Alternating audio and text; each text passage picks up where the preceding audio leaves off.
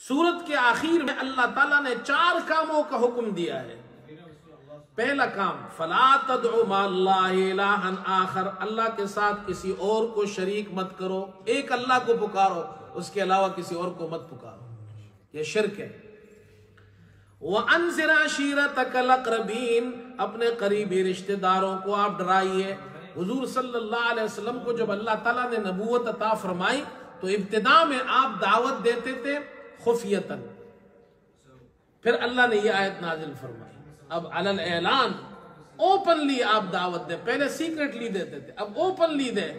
تو حضرت صلی اللہ علیہ وسلم نے اپنے رشتہ داروں کو جمع کیا، حضرت علی رضی اللہ عنہ سے فرمایا کھانا پکاؤ، دعوت کی، اور ان کو کھانا پہلے کھلایا، دعوت بعد میں دی، تبلیغ بعد میں کی۔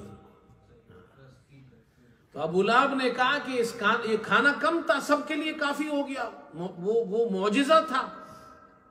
تو اس نے کہا نعوذ باللہ، یہ آپ نے جادو کیا ہے اس کھانے پر۔ تو وہ مجلس سے لوگ اٹھ گئے، آپ صلی اللہ علیہ وسلم نے ان کو تبلیغ نہیں کی، موقع نہیں ملا۔ دوسرے دن پھر آپ نے دعوت کی، پھر بلایا، پھر کھانا کھلایا، پھر دعوت دی ان کو۔ تو یہ آیت اس وقت نازل ہوئی۔ تیسری بات، وَاخْفِضْ جَنَاحَكَ لِمَنِ اتَّبَعَكَ مِنَ الْمُؤْمِنِينَ، ایمان والوں کے ساتھ آپ نرمی برتی ہے ان کے ساتھ، اس لیے نرمی برتنی چاہیے بھائی، نرمی بڑی اچھی چیز ہے، پہلے بھی بتایا میں نے، اللہ کو سختی پسند نہیں ہے۔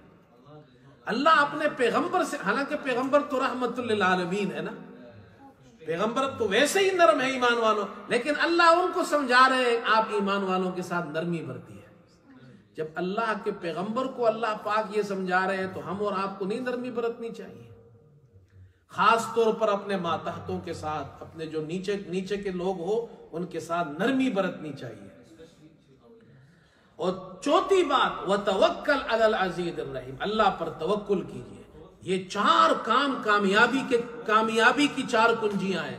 اگر آپ دنیا میں اچھے مسلمان، کامیاب مسلمان ہو کر رہنا چاہتے ہیں، یہ 4 کام کریں۔ ایک شرک نہ ہو، دوسرا یہ کہ اپنے قریبی رشتہ داروں کو بھی تبلیغ کریں، اور تیسرا کام نرمی اختیار کریں، چوتھا کام اللہ پہ توکل کریں۔ اللہ ہمیں بھی عمل کی توفیق دے۔ سورہ نمل ہے